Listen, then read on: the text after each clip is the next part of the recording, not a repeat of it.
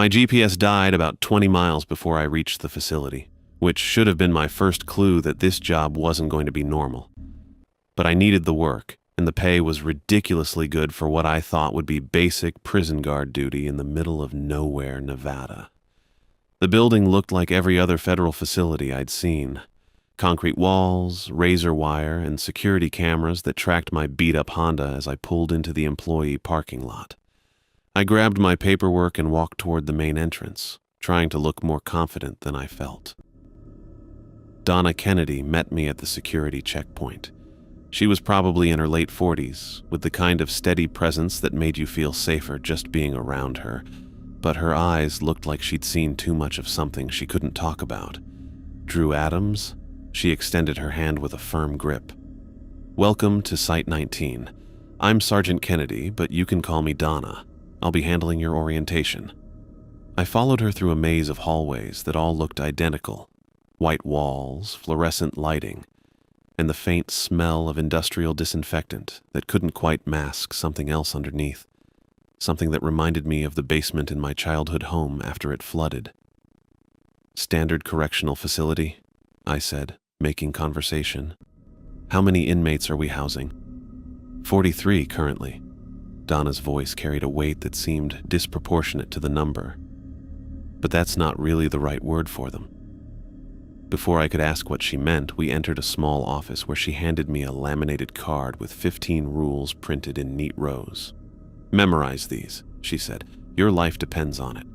I glanced at the list, expecting the usual bureaucratic nonsense about shift changes and reporting procedures. Instead, I got Rule 1. Always knock 3 times before entering any cell. Wait for response. Rule 2. If lights flicker in corridor C, evacuate immediately and radio dispatch. Rule 3. Respond to prisoner knocking within 30 seconds. If knocking continues after your response, call for backup immediately. I looked up at Donna, who was watching me with an expression I couldn't read. Are you serious with this stuff? Completely. No trace of humor in her voice. Rule 7 is especially important. Never let the prisoner in cell 12 win any game, no matter what. I kept reading. Rule 9 said, never make eye contact with the occupant of cell 15. Rule 11 forbade engaging with the prisoner in cell 23 under any circumstances. Rule 13 required immediate evacuation if any prisoner asked about my family. Look, I get that security protocols are important, I said, but some of these seem pretty paranoid. What kind of prisoners are we dealing with here that I can't even look at one of them? Donna was quiet for a long moment. The kind that make these rules necessary. You'll understand once you've been here longer. She led me through the rest of orientation. Standard procedures for shift changes, radio protocols, emergency contacts, normal stuff that made the bizarre rules seem even more out of place. But Donna treated everything with the same deadly seriousness, and something in her manner kept me from pushing for more explanations. My first patrol started at midnight. The facility felt different in the darkness, like it was holding its breath. I walked the corridors with my flashlight and radio, checking doors and marking my progress on the clipboard. Most of the cells were quiet, just the occasional sound of someone shifting in their sleep. I was starting to relax, thinking maybe the day shift was where all the weird stuff happened, when 3 sharp knocks echoed from cell 7. I stopped walking. The sound had been distinct, deliberate. 3 measured strikes against the cell door. I checked my watch, 2:17 a.m. Rule 3 flashed in my memory. Respond to prisoner knocking within 30 seconds. I approached the cell and knocked 3 times on the metal door. Everything okay in there? Silence for about 10 seconds. Then 3 more knocks, just as sharp and deliberate as before. Rule 3 continued. If knocking continues after your response, call for backup immediately. I grabbed my radio. Dispatch, this is Adams, requesting backup at cell 7. Prisoner knocking protocol. Copy that, Adams. Duke's en route. Duke Miles showed up 5 minutes later with what looked like a large metal toolbox and an expression that suggested this wasn't his first time dealing with whatever was happening. He was probably in his 50s, built like someone who'd been lifting heavy things his entire life, with gray eyes that missed nothing. "Still knocking?" he asked. Stopped after I called it in. "Good." He set down his toolbox and pulled out a key ring. "Standard protocol. We go in together, you stay behind me, and you do exactly what I tell you when I tell you to do it." The cell door opened with a metallic scrape that seemed too loud in the quiet corridor. Duke shined his flashlight into the darkness, and I saw the prisoner immediately. He was lying on his bunk, perfectly still, facing the wall. Too still. "Sir?" Duke called. "Need you to respond if you can hear me." Nothing. Duke stepped into the cell and I followed, the beam of my flashlight joining his. The prisoner was a thin man, maybe 40, wearing standard orange prison clothes. His eyes were open, but they weren't looking at anything. Duke reached out and touched the man's neck, then pulled his hand back quickly. "He's dead," Duke said matter-of-factly.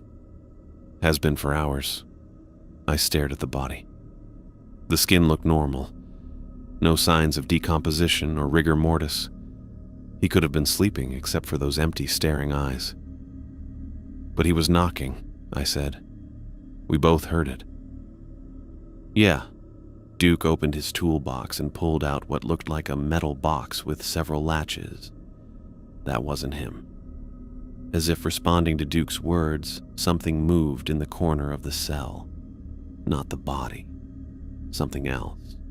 A writhing shadow that seemed to exist just outside the edges of our flashlight beams. When I tried to look directly at it, my eyes couldn't quite focus, like trying to stare at something underwater. "There you are," Duke muttered, opening his metal box. Inside was what looked like a modified vacuum cleaner attachment connected to some kind of containment unit. "Adams, step back toward the door. Don't run. Don't make sudden movements." The shadow thing grew larger, more defined, and for just a second I could swear I saw the outline of a person, the same build as the dead prisoner, the same height. It moved toward the wall where we'd heard the knocking, and I realized it was mimicking the motions of knocking against metal. Duke activated his device with a low, humming sound, and the shadow was suddenly pulled toward the containment unit like smoke into a fan.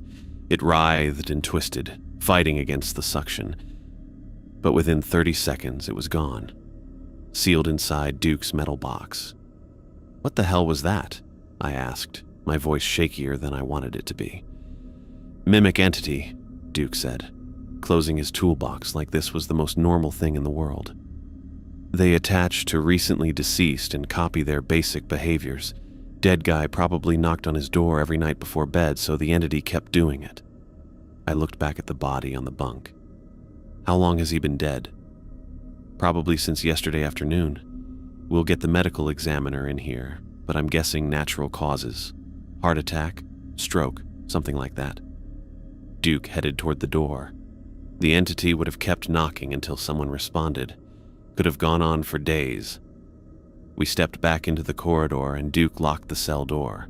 I was still trying to process what I'd just seen, but one thing was becoming very clear. "The rules," I said.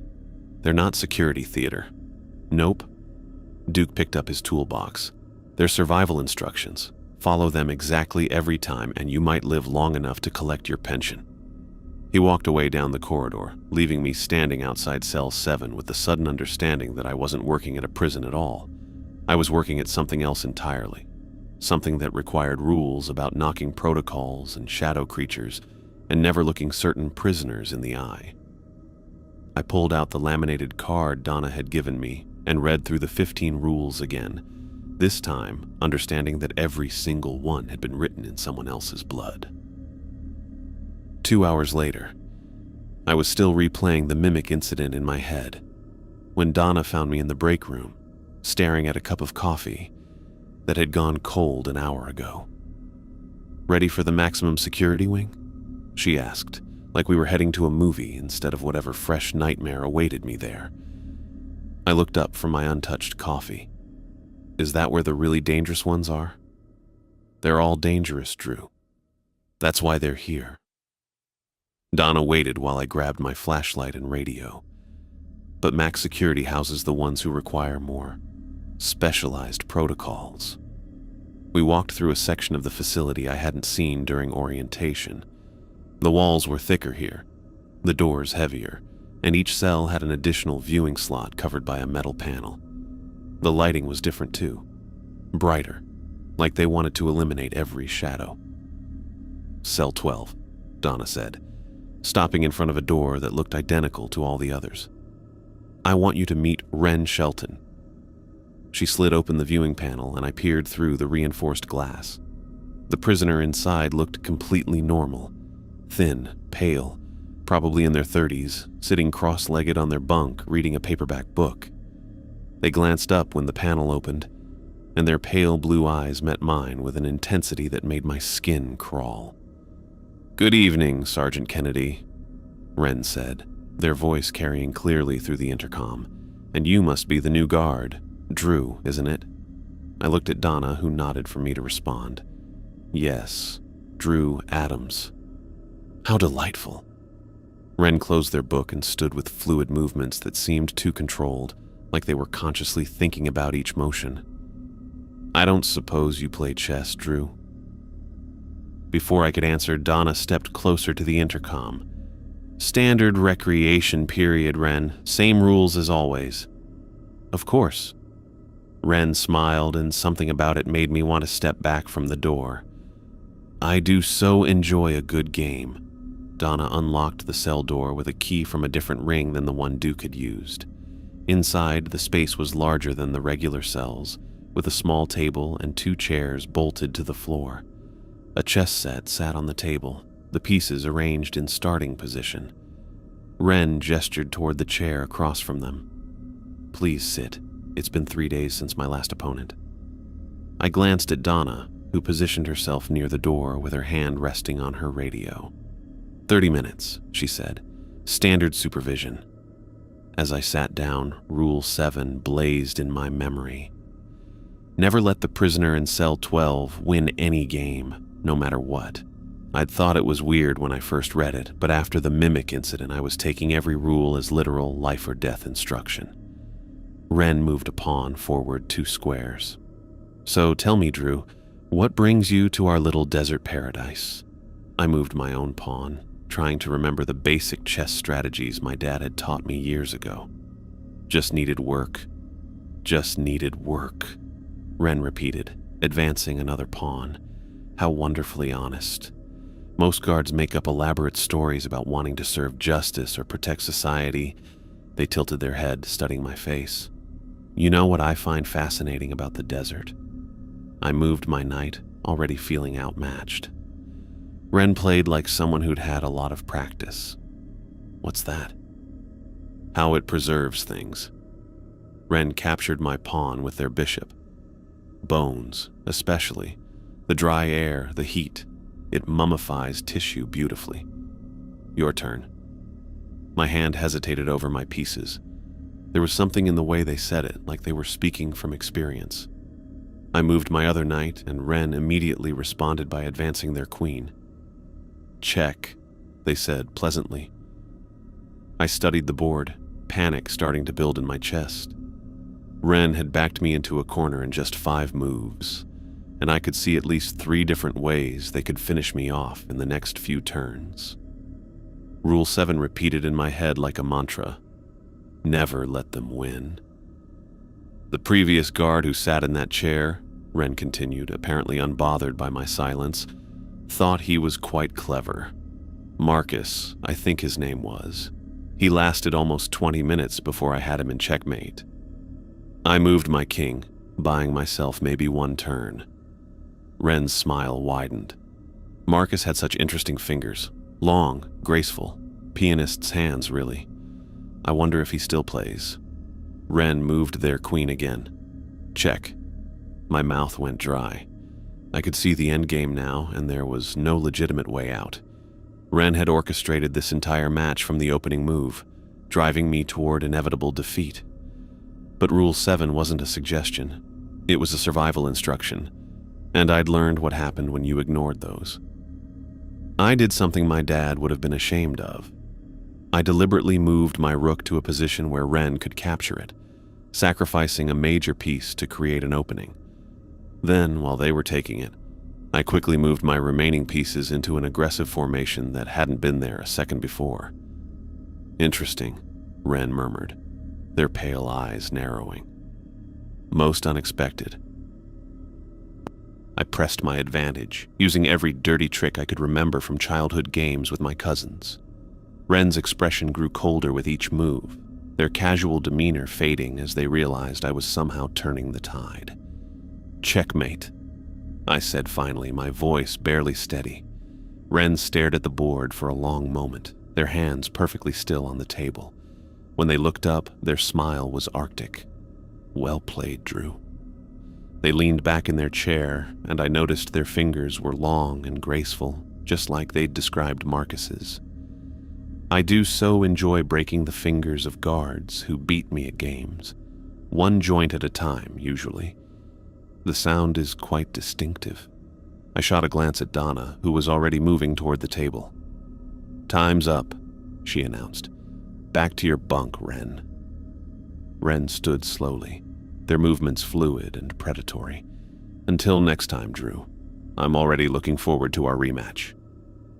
Donna hustled me out of the cell and locked it behind us. My hands were shaking as we walked back down the corridor, and I could feel Ren's pale eyes watching us through the viewing slot. 3 guards, Donna said quietly once we were out of earshot. "That's how many Ren killed before we implemented the rules. Marcus was the last one. I stopped walking. Killed how? Broke their necks after torturing them." Donna's voice was matter-of-fact, but her jaw was tight. "The games aren't recreation, Drew. They're tests. Ren needs to know if you'll follow the protocols that keep everyone alive." I thought about Ren's casual mention of Marcus's fingers, the way they'd smiled when talking about breaking bones. What happens if someone lets them win? They get to find out what Ren considers proper payment for victory. Donna resumed walking. "The rules exist because people like Ren have been contained here for years, and we've learned what triggers their violent impulses." My stomach felt like it was trying to crawl up my throat. How was I supposed to win legitimately? They had me in checkmate. "You weren't supposed to win legitimately." Donna stopped at the security door leading back to the main corridor. "You were supposed to follow Rule 7, no matter what it took. The fact that you were willing to cheat to save your life tells me you might actually survive this job." As we passed back through the security checkpoint, I realized I was nauseous. Not just from stress, but from the understanding that I'd just been seconds away from serious harm.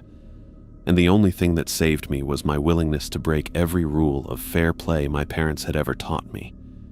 The laminated card felt heavier in my pocket, each rule weighted with blood and hard-earned knowledge. I was starting to understand that working here didn't just require following protocols. It required becoming the kind of person who could sacrifice their principles to stay alive. And the worst part was, I was pretty sure I could live with that. The alarm went off at 7 a.m., and I dragged myself out of bed feeling like I'd been hit by a truck. My brain kept cycling through everything from the night before. The mimic entity, Ren's pale eyes, the way Donna had talked about broken necks like she was discussing the weather. I grabbed the laminated rule card from my nightstand and read through it again while my coffee brewed. Rule 11 stood out this time. Never engage with the prisoner in cell 23 under any circumstances. I wondered what made that particular prisoner different from the chess-playing psychopath in cell 12 or whatever nightmare was behind the door in cell 15. The morning shift felt surreal after everything that had happened. Delivering breakfast trays to supernatural entities felt like the setup to a joke that nobody was laughing at. Most of the cells were quiet, just the normal sounds of people eating and moving around. But I found myself checking my watch every few minutes, counting down the seconds when I had to respond to knocking, watching for flickering lights in corridor C. I was wheeling the empty breakfast cart back to the kitchen when I spotted someone in a charcoal gray suit reviewing security footage on a monitor near the main desk. The man was older, maybe late 50s, with the kind of authority that made everyone else in the room defer to him automatically. "You must be Adams," he said without looking away from the screen. His voice carried a slight Irish accent. "Finn Church, warden of this facility." I set down the clipboard I'd been carrying. "Yes, sir. Good morning. Quite a first night you had." Finn paused the footage and turned to face me. His green eyes were sharp but not unkind. "Duke tells me you handled the situation in Cell 7 appropriately." "I just followed the rules." "Exactly." Finn smiled slightly, like I'd said something that pleased him. "The individuals we house here require very specific protocols. They're considered too dangerous for conventional correctional facilities." I wanted to ask what made them dangerous, but something in Finn's manner suggested he wouldn't be more specific than that. At least, not yet. "Duke mentioned you might have questions about the nature of our work here," Finn continued. "I want you to know that everything we do serves a vital purpose. The rules exist because we've learned what happens when they're ignored." "How long have you been running this place?" 12 years. Finn turned back to the security footage, advancing frame by frame through what looked like empty corridor shots. "Long enough to understand that some knowledge comes with a price. Take your time adjusting, but remember that following protocols isn't just about your safety, it's about everyone's." He dismissed me with a nod, and I spent the rest of the morning helping with routine maintenance and inventory. Normal work that almost made me forget where I was until I passed cells and heard the occasional sound of movement from inside. By afternoon, I was feeling more confident.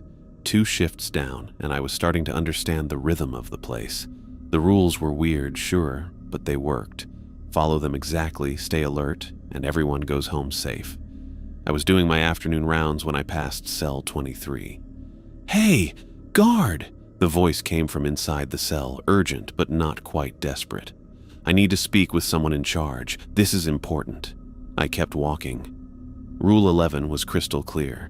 Never engage with the prisoner in cell 23 under any circumstances. But the voice followed me. "My name is Mateo Davidson. I'm a CIA operative, and I've been wrongfully imprisoned here. I have information about classified operations that..." I stopped despite myself. Something about the way he spoke, the specific terminology he used, made me turn back toward the cell door. The man's voice carried the kind of authority that came from being used to having orders followed. "I can't talk to you," I said, immediately regretting that I'd responded at all. "Listen, I understand you have protocols, but this is bigger than whatever briefing they gave you." The voice was calm, professional. "I was on assignment investigating supernatural phenomena for the agency when something went wrong. They classified me as compromised and dumped me here, but I'm still fully human. I should have walked away." Rule 11 wasn't a suggestion, and I'd learned that the hard way. But something made me step closer to the door. I was investigating a facility in Romania that was conducting experiments with otherworldly entities, Mateo continued. The operation was called Threshold, run by a black site team under congressional oversight. I can give you classification numbers, budget allocations, personnel files. The details sounded real. Too real to be something a prisoner would just make up. "What's your badge number?" I asked before I could stop myself. 3847-291. My handler was Deputy Director Patricia Morse, Counterintelligence Division. I've been with the agency for 15 years, specializing in anomalous phenomena investigation. My mouth went dry. This wasn't the rambling of someone who'd lost touch with reality. Every detail was crisp, specific, the kind of information that would be easy to verify if anyone cared to check. "Look, I know this sounds crazy, but they brought me here because I was exposed to something during the Romania operation. Some kind of interdimensional influence that they claim compromised my mental state." Mateo's voice dropped lower. "But I'm still me. I'm still human." And I know things about this facility that you need to understand. What kind of things? Like the fact that you grew up in Bend, Oregon, that your mother died when you were 12, and your father raised you alone after that. Mateo paused, and I could hear him moving closer to the door. Like the fact that your real name isn't Drew Adams, it's Drew Jan Adams, and you stopped using the Korean part of your name after kids at school made fun of it. Ice shot through my veins. I'd never told anyone here about my mother or about dropping part of my name. That information wasn't in any file I'd filled out for this job. How do you know that? Because I still have access to classified databases and I ran a background check on every new hire at this facility. Your psychological profile is exactly what they look for. Rule followers who don't ask too many questions. His voice carried a note of sympathy now. Drew, they didn't hire you despite your tendency to follow authority. They hired you because of it. My hands were shaking. You're lying. Your father lives at 847 Pine Street, apartment 3B. He works at the lumber mill and hasn't remarried because he still wears your mother's wedding ring on a chain around his neck. Mateo's voice was gentle now, almost paternal. He worries about you constantly but doesn't know how to say it. The last time you talked, he asked if you were eating enough vegetables. I stepped back from the door like it had burned me. There was no way a prisoner could know those details. No database contained information about my father's wedding ring or our awkward phone conversations. I know this is frightening, Mateo continued, but you need to understand what's really happening here. This isn't a prison, Drew. It's a cover-up, and the things they're keeping here, some of them used to be people just like you and me. I turned and walked away as fast as I could without running, my heart hammering against my ribs. Behind me, Mateo's voice followed down the corridor. They're going to tell you I'm dangerous, that talking to me violates security protocols. But ask yourself why they won't let you verify my story. Ask yourself why they recruited someone with your exact psychological profile. I found Donna in the main office, reviewing duty rosters. When she looked up and saw my face, her expression immediately shifted to alert concern. What happened? Cell 23, I said, my voice shaky. The prisoner, Mateo Davidson. He knew things about my family, things he couldn't possibly know. Donna went pale. She grabbed her radio without hesitation. Control, this is Kennedy. I need Warden Church in the main office immediately. Code yellow for cell 23. Within 2 minutes, Finn appeared with 3 guards I hadn't seen before, all carrying equipment that looked more like military gear than standard prison restraints. Their faces were grim, professional, like they'd done this before. How much did you engage? Finn asked me directly. Maybe 2 minutes. He said he was CIA, gave me badge numbers and details about classified operations. Then he started talking about my family. Finn's jaw tightened. Prep the extraction team, he told the guards. Full restraint protocol. Wait, I said. What if he's telling the truth? What if he really is CIA? Finn looked at me with something that might have been pity. Drew, the man in cell 23, has been here for 3 years. Whatever he was before he arrived, he's not that anymore. The specialized team moved down the corridor with the efficiency of people who'd done this exact procedure many times. I watched through the security monitors as they opened cell 23 with keys that looked different from the standard ones, entering with what appeared to be some kind of restraint system connected to electrical components. The struggle was brief, but violent. Through the grainy footage, I could see Mateo fighting against the restraints with strength that seemed impossible for someone who'd been imprisoned for 3 years. It took all 3 guards to subdue him, and even then he was screaming something about cover-ups and congressional oversight. As they dragged him from the cell toward what Donna quietly told me was the isolation wing, Mateo twisted around and looked directly at the security camera. "Drew!" he screamed, his voice carrying clearly through the monitor speakers. "Remember what I told you about your mother? Ask them how she really died. Ask them why they recruited you."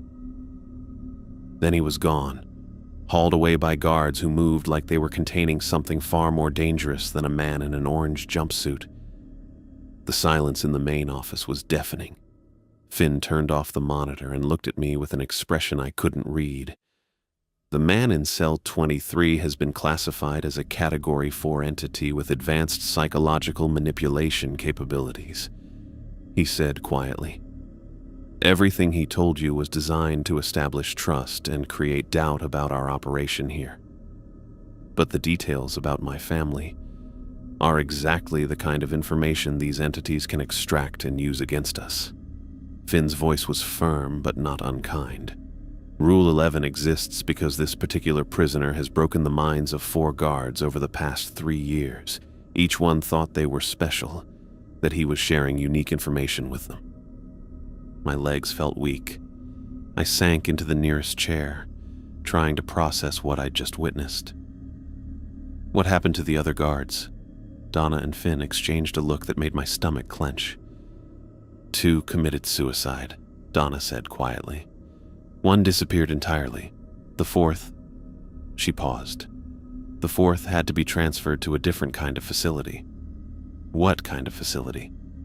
The kind where they treat guards who've been psychologically compromised by exposure to entities like the one in cell 23, Finn said. The kind of place where people go when they can no longer distinguish between reality and the lies these things tell them.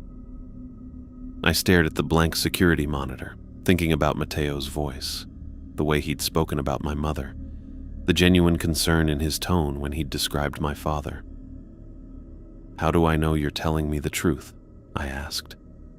Finn was quiet for a long moment. Because if we were lying, Drew, you'd already be restrained in the back of a transport vehicle heading for the same facility as the guard who came before you. The weight of that statement settled on me like a lead blanket. I looked at the laminated card in my hands, Rule 11, staring back at me with new significance. The rules aren't just about staying alive, I said slowly. No, Finn agreed. They're about staying human. I was coming out of the equipment storage room around 6 p.m. when I saw Duke heading toward cell 15 with his toolbox. Nothing unusual about that. Guards did maintenance checks all the time. I gave him a quick nod and kept walking toward the exit, ready to clock out and try to process everything that had happened with Mateo. 5 minutes later, I was unlocking my car in the parking lot when I heard boots on gravel behind me. Heading out, Adams? Duke's voice carried that familiar, gruff tone. I turned around, keys in my hand. Yeah, finally done for the day. Saw you going into cell 15 a few minutes ago. Everything okay in there? Duke stopped walking. His gray eyes narrowed, and he tilted his head like he hadn't heard me correctly. Come again? Cell 15. You had your toolbox. Looked like you were doing maintenance or something. I've been in the break room for the last hour writing incident reports. Duke pulled out his radio without taking his eyes off me. Control, this is Miles. Requesting confirmation of my location for the past 60 minutes. The radio crackled. Miles, you've been logged in the break room since 5:15 p.m. Is there a problem? My stomach dropped. Duke was standing right in front of me, but I'd definitely seen him walking into cell 15. Same height, same build, same gray hair and weathered face. Even the same worn toolbox he always carried. Drew, Duke said quietly, I need you to think very carefully. What exactly did you see? You. I mean, someone who looked exactly like you, walking into cell 15 with a toolbox. My voice sounded thin in the desert evening air. But you're here, so that's obviously impossible. Duke was already moving back toward the building, talking into his radio. Control, we have a potential code red situation. I need backup at cell 15 immediately, and get me eyes on the security monitors for corridor D. I followed him back inside, my keys still clutched in my hand like some kind of talisman. The main corridor felt different now, charged with the same tension I'd felt during the mimic incident. Duke moved with purpose, checking his equipment as he walked. What's code red mean? I asked. Means something is seriously wrong and we need to figure out what before people start dying. Duke paused at the security station and gestured for me to look at the monitor showing Cell 15's corridor. "Tell me what you see." On the grainy black and white screen, I could see a figure that looked exactly like Duke standing outside Cell 15. The person, thing, whatever it was, held the same toolbox and wore an identical uniform. But something was off about the way it moved, like someone trying to walk normally but having to think about each step. "That's not you," I said. "No, it's not." Duke radioed for additional backup, his voice steady but urgent. "Control, we need the specialized response team in Warden Church immediately." On the monitor, the fake Duke opened Cell 15 and stepped inside. Through the security camera, I could see it moving around the cell with deliberate precision, examining the walls, the bed, even checking under the mattress like it was cataloging everything. "What's it looking for?" "Information," Duke said grimly. "These things are smart. They study us, learn our routines, figure out our weaknesses." The fake Duke emerged from Cell 15 and moved to the next cell, repeating the same careful examination. It pulled out a small notebook, identical to the one Duke always carried, and appeared to be taking notes on what it found. "How long has it been doing this?" I asked. "Long enough to get a detailed look at our security procedures."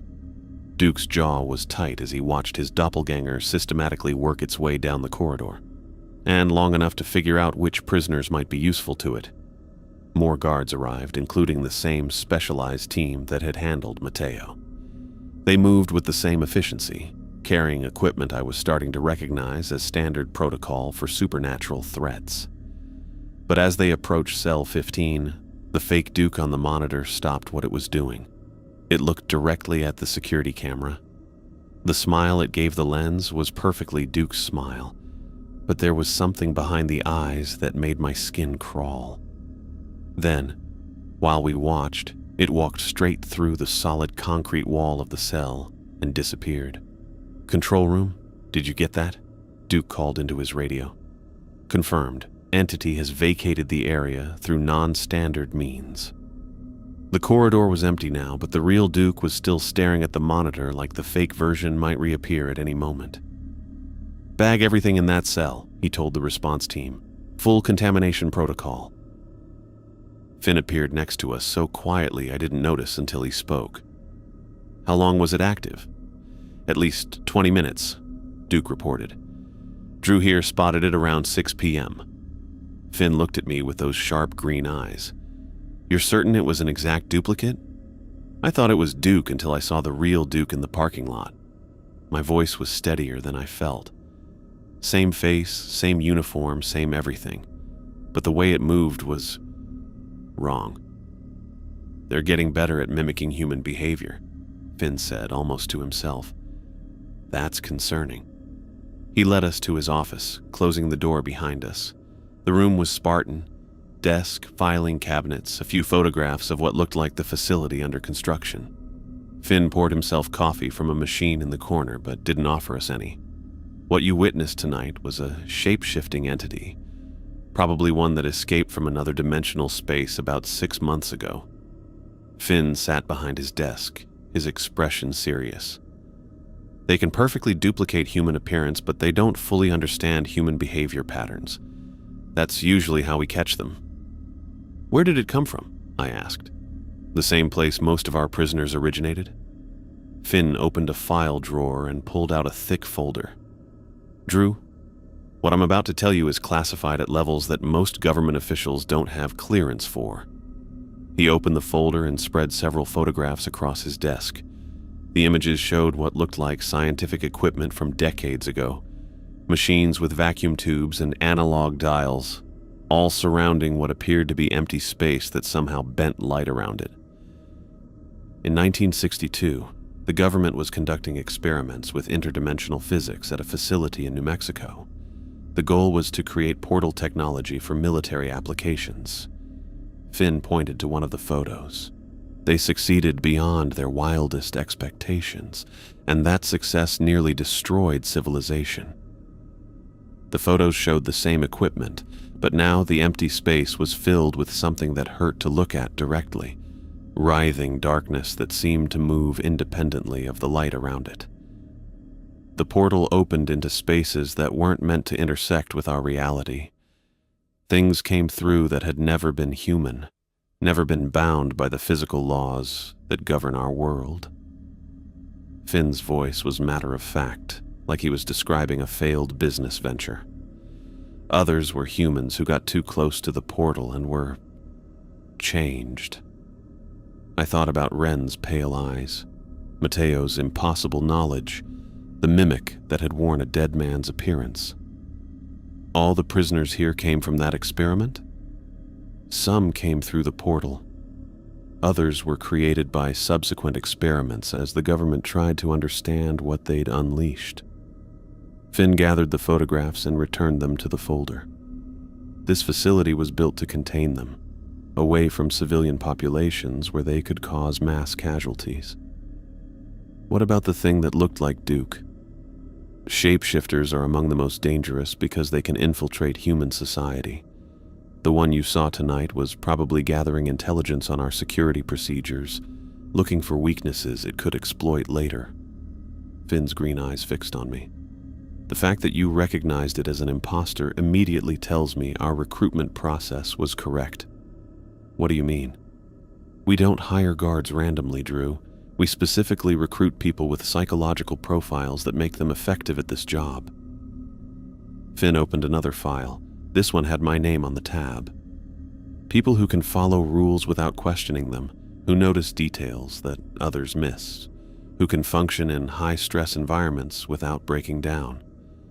I stared at my file, thick with papers I'd never seen before. You've been watching me before I applied.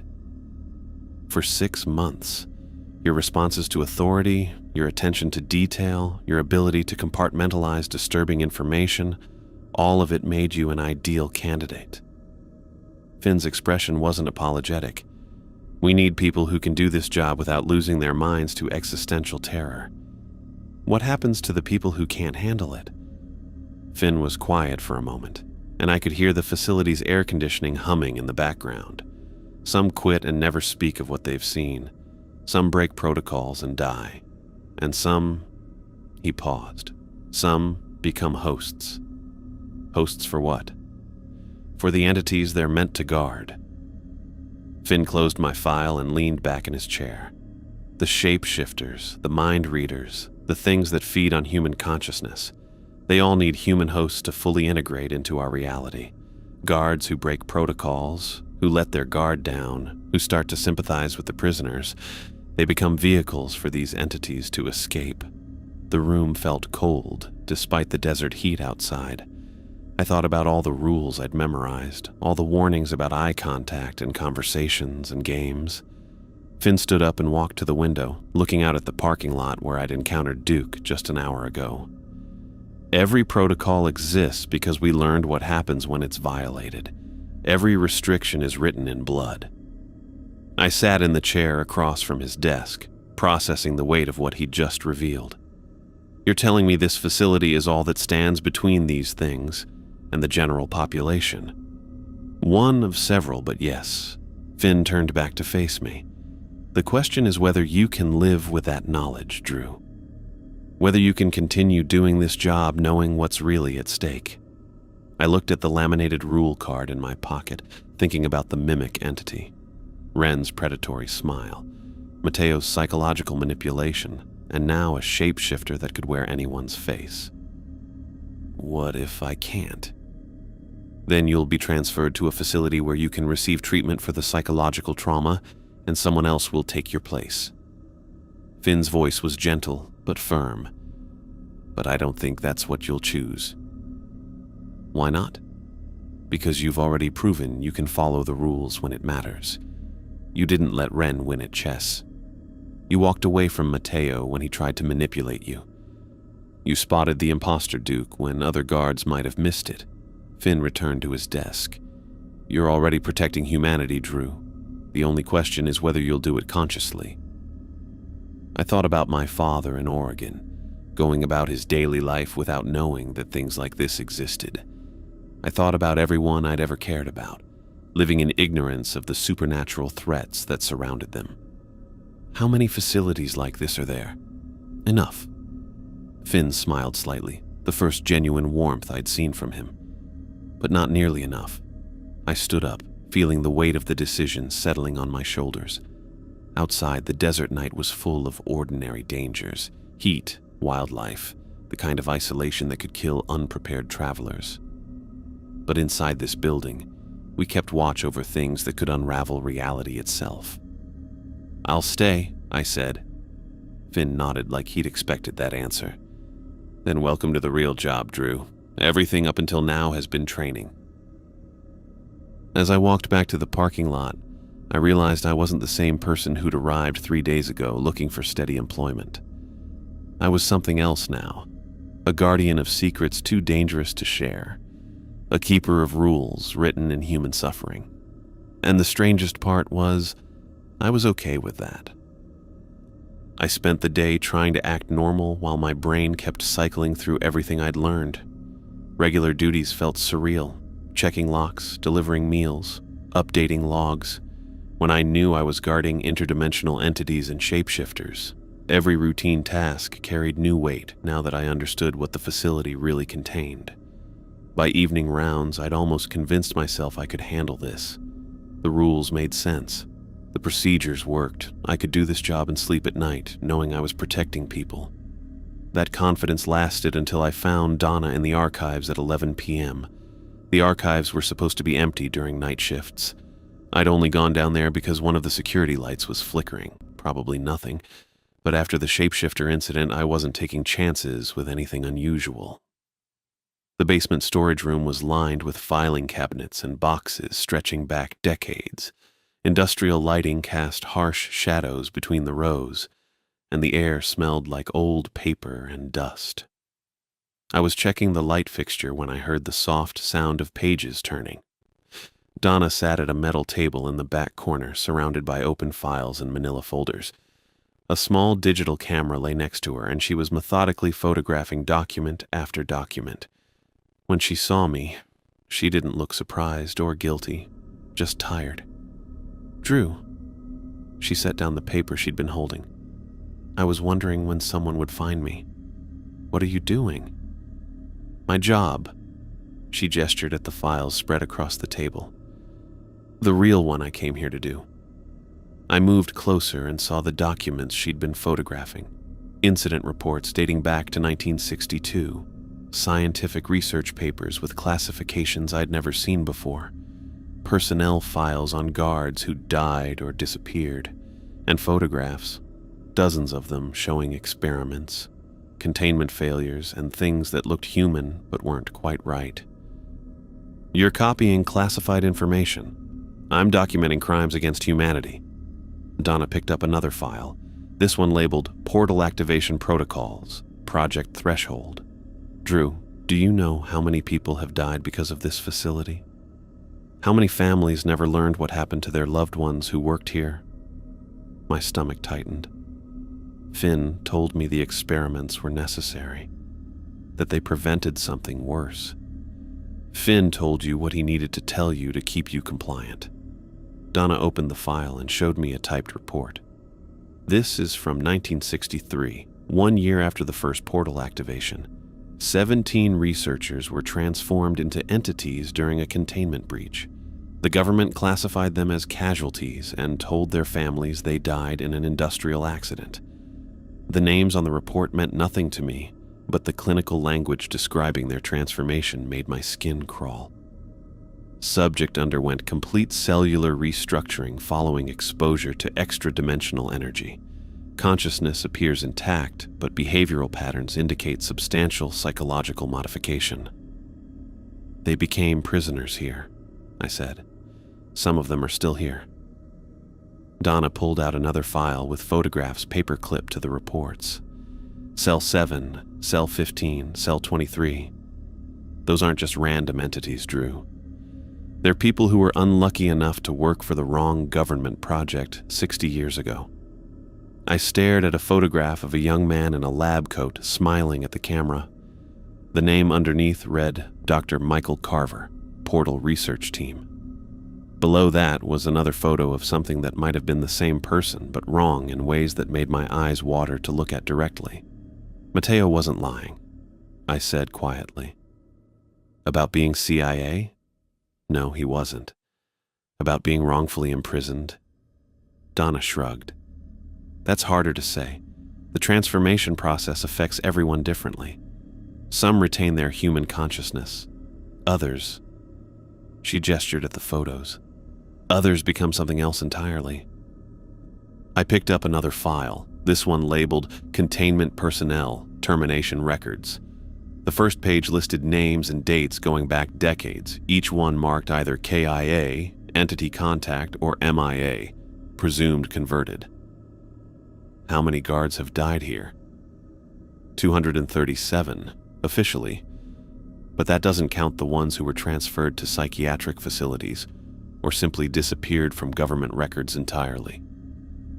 Donna's voice was matter-of-fact, like she was reading inventory numbers.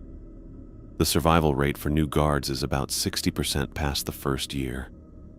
The room felt colder. I thought about Duke's scarred face, Finn's careful warnings, the specialized response teams who moved like they'd done this hundreds of times before. Why are you telling me this? Because you deserve to know what you're really protecting. Donna stood up and gathered several of the photographed documents. The public deserves to know what their government does in the name of national security. You're planning to expose this. I've been planning it for 2 years. She packed the camera and files into a canvas bag. I have contacts at 3 major newspapers and a documentary filmmaker who specializes in government cover-ups. Once this information goes public, there will be congressional hearings, independent investigations, maybe even criminal prosecutions for the people who've maintained this system. My hands were shaking. Donna, you can't. If people find out about this place, about what's contained here, they'll demand accountability. They'll want oversight and transparency instead of secret facilities where people disappear without explanation. Her voice carried the conviction of someone who'd thought this through completely. Democracy can't function when the government hides this level of activity from its citizens. And what happens to the entities? What happens when the public finds out there are interdimensional monsters being held in the Nevada desert? Donna paused, her bag half-zipped. That's not my problem to solve. Before I could respond, the overhead lights flickered and died. Emergency lighting kicked in, bathing everything in red. And in that red glow, I saw Finn standing in the doorway. Ms. Kennedy? His voice was calm, but I could see the tension in his shoulders. I think we need to have a conversation. Donna didn't run or try to hide the bag. She just stood there with her chin up, meeting Finn's eyes directly. I suppose we do. Both of you, upstairs, conference room. Finn stepped aside to let us pass. Now. The walk through the facility felt like a death march. Red emergency lighting made everything look wrong, casting shadows that moved independently of their sources. I kept expecting alarms to start blaring, but the only sound was our footsteps on the concrete floor. The conference room was a sterile space with a long table and no windows. Finn closed the door behind us and activated what looked like a signal jamming device from a wall panel. How long? He asked Donna. 2 years, 3 months. She set her bag on the table without being asked. Since the incident with the shapeshifter in Corridor D that killed 3 guards. And your plan? Full disclosure. Everything from the original experiments to current containment procedures. Donna's voice was steady. The American people have a right to know what their tax dollars fund. Finn was quiet for a long moment, and I could hear the facility's air circulation system cycling in the background. Finally, he walked to another wall panel and activated a large monitor. Before you make any irreversible decisions, I want both of you to see something. The monitor showed security footage from what looked like a containment breach. The timestamp read 1987, and the location was listed as Site 12, Colorado. I watched guards in older-style uniforms trying to contain something that moved too fast for the camera to track clearly. bodies hit walls with sickening impacts. Gunfire seemed to have no effect on whatever they were fighting. Site 12 was our predecessor facility. Smaller scale, fewer containment protocols. Finn's voice was clinical.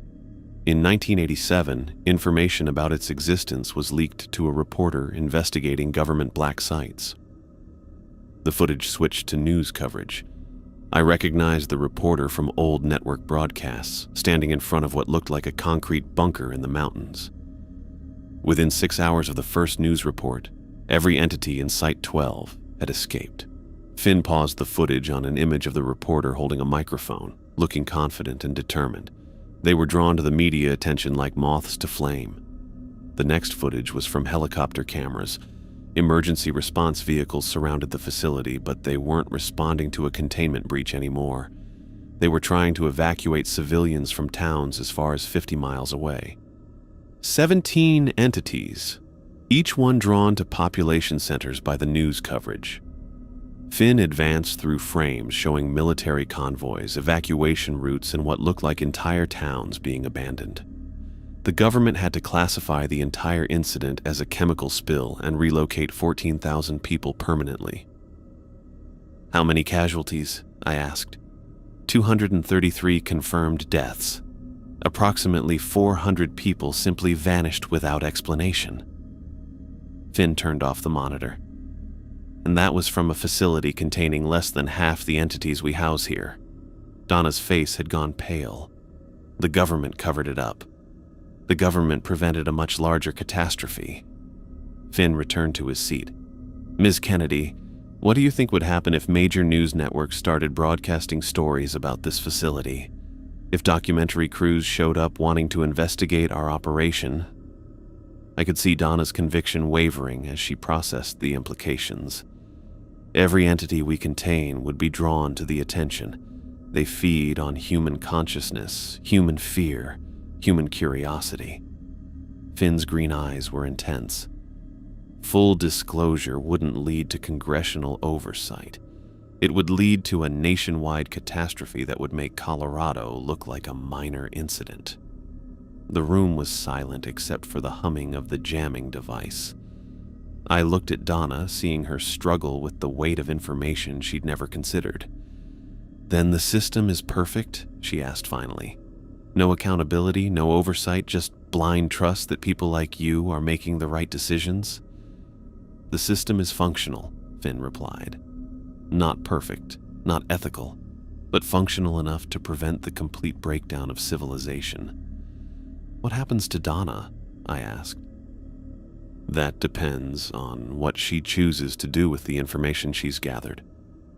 Finn looked at the bag on the table, "And what you choose to do about her choice." I stared at the canvas bag containing 2 years of evidence, enough documentation to expose everything. Donna had been my mentor, the person who taught me how to survive in this place. But she was also about to unleash something that could destroy countless innocent lives. "Show me," I said. "Drew," Donna started. "Show me the entity's true forms. Show me what would happen if they got loose." Finn hesitated, then activated the monitor again. This time, the footage was from our own facility, shot with equipment that revealed things normal cameras couldn't capture. I saw what was really in Cell 15, not a prisoner, but something that existed in multiple dimensions simultaneously, reaching through space in ways that hurt to comprehend. Cell 7 contained the mimic, but in its true form, it was a writhing mass of copied memories and stolen identities. And Cell 23. Mateo looked human on the surface, but underneath I could see something else wearing his face like a mask. Something that fed on classified information and grew stronger with every secret it consumed. "They're not people anymore," I whispered. "Some never were." Finn paused the footage. "Others were once.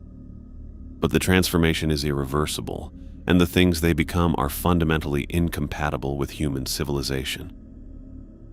I looked at Donna, seeing my own realization reflected in her face. The entities weren't wrongfully imprisoned. They were quarantined. The bag, I said quietly. Donna met my eyes, and I saw her understanding what I was asking.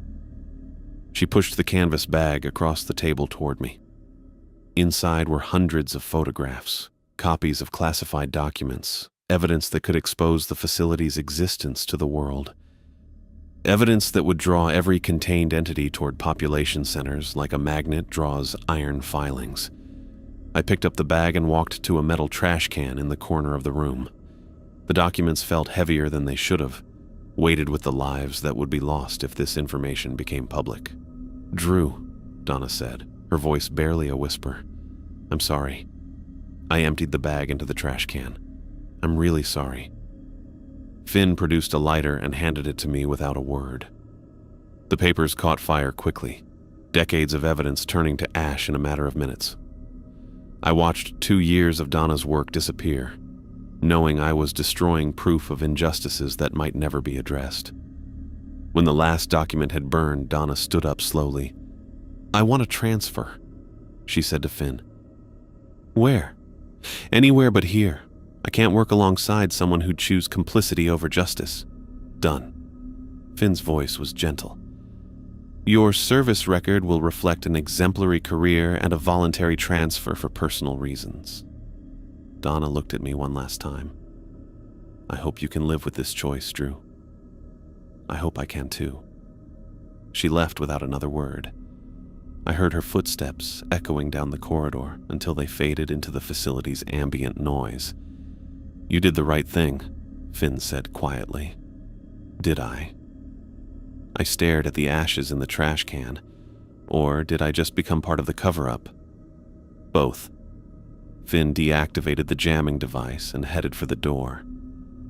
That's what this job requires, Drew. The ability to live with moral complexity. I stayed in the conference room for another 20 minutes, staring at the burned evidence and thinking about the choice I'd made. I'd destroyed proof of government cover-ups, human rights violations, and institutional corruption. I'd chosen ignorance over transparency, secrecy over accountability. And I'd do it again, because some truths were too dangerous to tell. Some secrets protected more lives than they destroyed. And sometimes the most moral choice was to accept an immoral system, rather than unleash something infinitely worse. When I finally left the conference room, I walked past Donna's empty office and felt the weight of what I'd become. Not just a guard following protocols, but a willing participant in humanity's necessary ignorance. A keeper of secrets too dangerous to share. The facility felt different now, not like a prison, but like a fortress. And I was no longer just following rules to stay alive. I was protecting a world that would never know how close it had come to learning truths that could destroy it.